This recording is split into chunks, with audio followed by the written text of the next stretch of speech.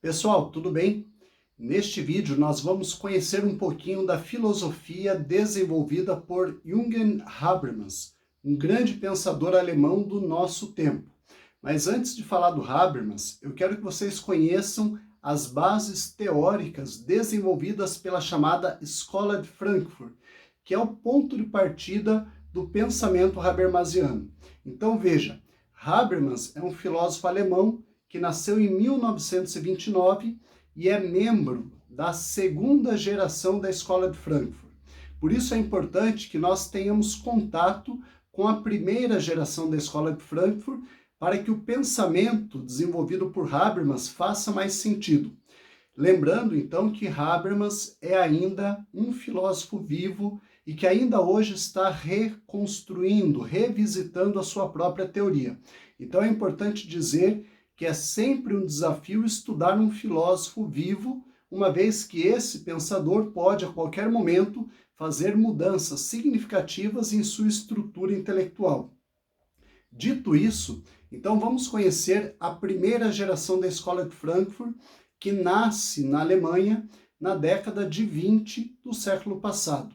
A primeira geração, liderada por Max Horkheimer, Theodor Adorno, Walter Benjamin, Erich Fromm e outros teóricos e outros intelectuais, o grande objetivo deles, que os uniu, consistia basicamente em revitalizar os estudos marxistas. Então notem que a primeira geração ela tinha uma entonação, uma disposição mais à esquerda, de tal modo que o que eles queriam era resgatar os estudos produzidos por Marx no século XIX, Karl Marx. Porém, com o passar do tempo, a primeira geração acaba abandonando esse projeto. Isso é muito interessante. Inicialmente, o que eles queriam era revitalizar o marxismo e aproximar o marxismo das grandes descobertas da psicanálise freudiana.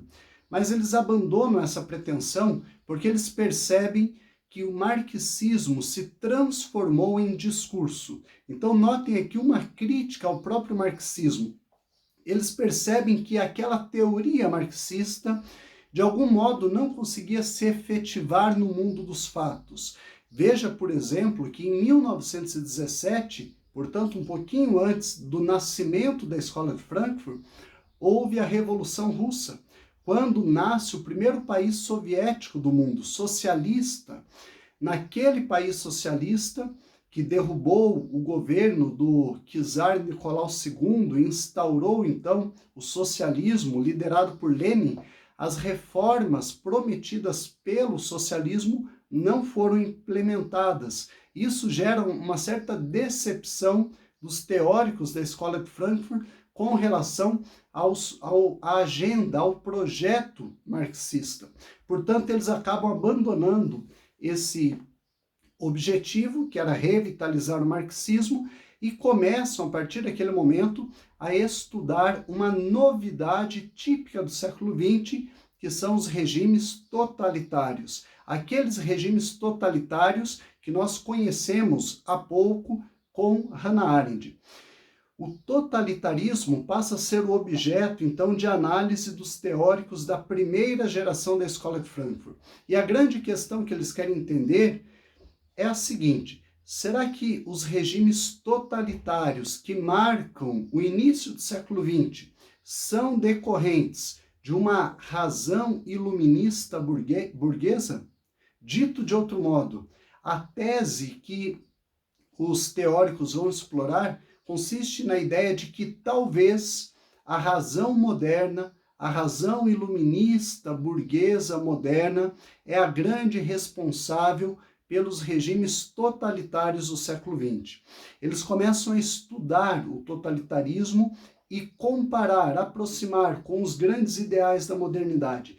E a grande resposta que eles apresentam é que sim, a razão moderna, a razão burguesa, iluminista moderna, é a grande responsável pelos totalitarismos, pelos regimes totalitários do século XX. Isso porque a razão moderna é uma razão instrumental, é uma razão orientada para fins de ordem econômico.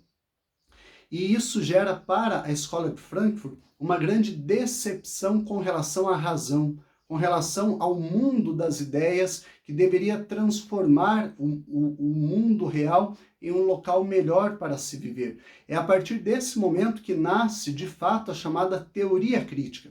Por isso que a primeira geração da Escola de Frankfurt é chamada de Escola da Teoria Crítica, porque eles vão desenvolver críticas à modernidade, críticas ao positivismo, críticas ao cientificismo, ao racionalismo, críticas ao modelo de sociedade que nasce na era moderna e que se efetiva no início do século XX.